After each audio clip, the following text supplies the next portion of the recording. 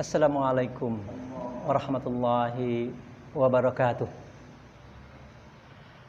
Alhamdulillah wahdah. Wassalatu wassalam ala man la nabiyya ba'dah. Muhammad ibnu Abdullah wa ala alihi wa sahbihi wa mawala la hawla wa la quwwata illa billah. Amma ba'd. Saudaraku sekalian, kemuliaan dan kekayaan itu merupakan impian, harapan buat semua orang. Berbagai cara orang lakukan untuk bisa mendapatkan kemuliaan dan kekayaan itu. Walaupun sejarah selalu membuktikan kadang kekayaan dan kemuliaan itu bisa datang silih berganti. Kadang orang dalam posisi mulia terhormat tiba-tiba saja datang pada saatnya, pada waktunya dia menjadi orang yang terhina. Begitu juga kekayaan. Kadang-kadang dalam waktu yang tidak terlalu lama, orang yang awalnya itu begitu banyak memiliki kekayaan tiba-tiba saja jatuh, hancur, bangkrut, pailit. Saudaraku sekalian, jika ada suatu posisi kemuliaan dan kekayaan itu, maka seharusnya seorang mukmin, seorang muslimlah yang paling layak memiliki kemuliaan itu. Karena seorang mukmin, seorang muslim, ia memiliki kekayaan, memiliki kemuliaan yang hakiki. Pertanyaan kita selanjutnya adalah, kemuliaan seperti apa yang kita harapkan? Kekayaan seperti apa yang kita impikan? Tentu saja berbeda cara memandang seorang muslim dengan yang lainnya. Memandang suatu kemuliaan, memandang sebuah kekayaan. Seorang muslim, seorang mukmin akan mengharapkan, memimpikan, merindukan sebuah kemuliaan yang hakiki, sebuah kekayaan yang hakiki yang ia bisa nikmati ketika ia berada di dunia ini, dan juga dia dapatkan kemuliaan itu ketika di akhirat kelak. Saudaraku sekalian, masalahnya adalah apakah kita termasuk muslim, muslimah yang memiliki kemuliaan itu, kemuliaan yang dimiliki oleh insan muttaqin itu. Saudaraku sekalian, Allah Subhanahu wa taala di dalam ayat sucinya menyebutkan beberapa tanda atau indikasi seorang itu dikatakan muttaqin atau insan muttaqin, muslim muttaqin. Kita lihat misalnya di dalam surah Al-Baqarah, surah kedua ayat 1 sampai 4. Disebutkan di situ. Zalikal kitabul la raiba fihi hudalil muttaqin. Itu adalah kitab, tidak ada keraguan padanya. Ia menjadi petunjuk bagi orang-orang yang muttaqin. Siapakah mereka itu? Mereka adalah alladzina yu'minuna bil ghaib. Mereka yang mengimani masalah-masalah gaib. Saudaraku sekalian, iman seorang muslim itu tidak cukup diucapkan dengan lidahnya, tapi dia juga harus dibenarkan dengan hatinya, kemudian diamalkan dalam perbuatannya, dalam bentuk ketaatan-ketaatan. Dia beriman kepada yang gaib, alladzina yu'minuna bil ghaib, beriman kepada masalah-masalah akhirat, beriman kepada masalah-masalah kerasulan, beriman kepada kitab suci Al-Quran dan kitab-kitab sebelumnya, beriman kepada hari kiamat, mulai dari barzakh, mahsyar, hari berbangkit dan seterusnya.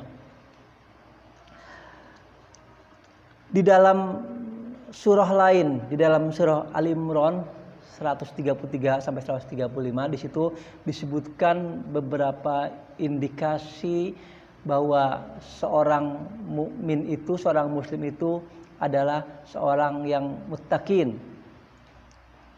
Kita baca misalnya di dalam surat tersebut.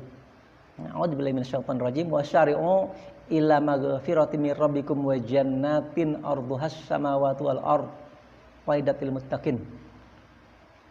Dan bersegeralah kepada ampunan Tuhanmu dan surga yang seluas langit dan bumi yang disediakan untuk insan muttaqin, untuk orang-orang yang bertakwa. Yaitu yang pertama, mereka adalah yang alladzina yunfiquna bisyarra'i wad-dharra. Mereka yang menginfakkan rezeki, sebagian dari rezekinya itu dalam keadaan lapang atau dalam keadaan sempit. Ibnu Katsir dalam tafsirnya menjelaskan tentang as-sarra wad-dharra itu adalah mereka yang dalam keadaan sempit, dalam keadaan lapang, dalam keadaan mereka itu sehat, dalam keadaan mereka itu tidak sehat, dalam keadaan mereka itu bersemangat, atau dalam keadaan mereka itu lemah tidak bersemangat. Rasul SAW adalah manusia takwa yang paling mudah memberikan.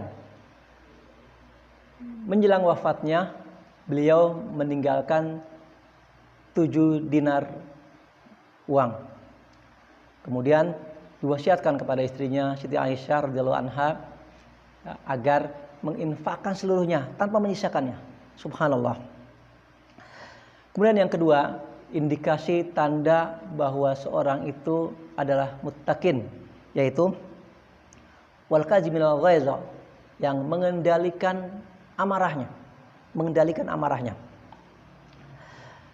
Marah merupakan kondisi mental seorang yang kadang-kadang dia luapkan dalam bentuk kekesalan, kekecewaan, bahkan bisa dalam bentuk fisik seperti memukul dan sebagainya.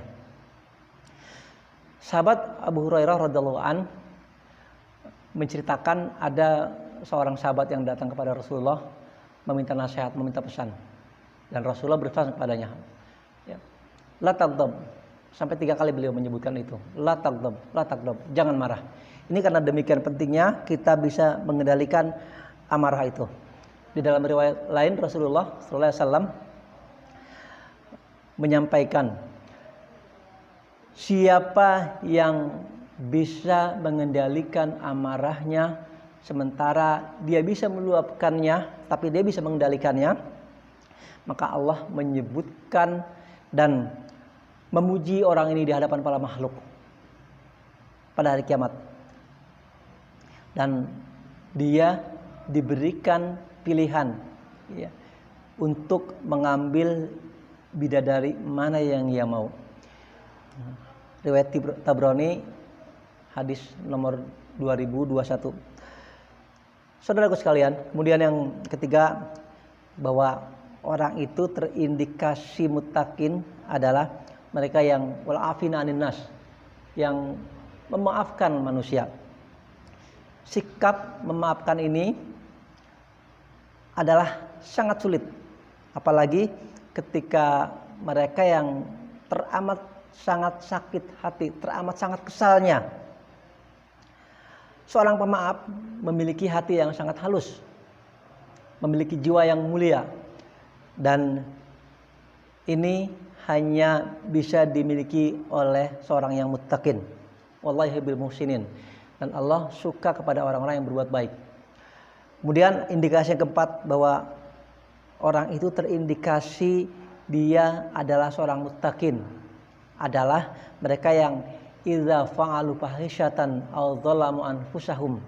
Mereka yang melakukan suatu perbuatan yang fahisyah, perbuatan yang keji. Aw dzalamu anfusahum, atau dia telah menzalimi dirinya sendiri. Aw dzalamu anfusahum, menzalimi dirinya sendiri. Zakarallah, mudah mengingat Allah.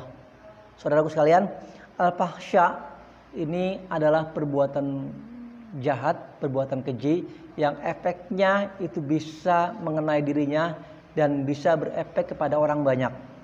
Seperti korupsi, kolusi, nepotisme, kemudian pembunuhan, penganiayaan, makan riba, dan sejenisnya. Mereka yang telah menzalimi diri mereka sendiri, mereka mudah ingat kepada Allah. Kemudian wastaghfaru li dzunubihim, mereka mohon ampun terhadap dosa-dosanya itu. Walam yusirru ala ma fa'alu wa hum ya'lamun, dan mereka segera tidak mengulangi perbuatan itu. Itulah beberapa indikasi seorang menjadi insan muttaqin yang memiliki kemuliaan dan kekayaan yang hakiki. Semoga kita termasuk dalam tanda-tanda orang yang muttaqin ini. Alakum mirabbik wala takunanna minal mumtarin. Assalamualaikum warahmatullahi wabarakatuh.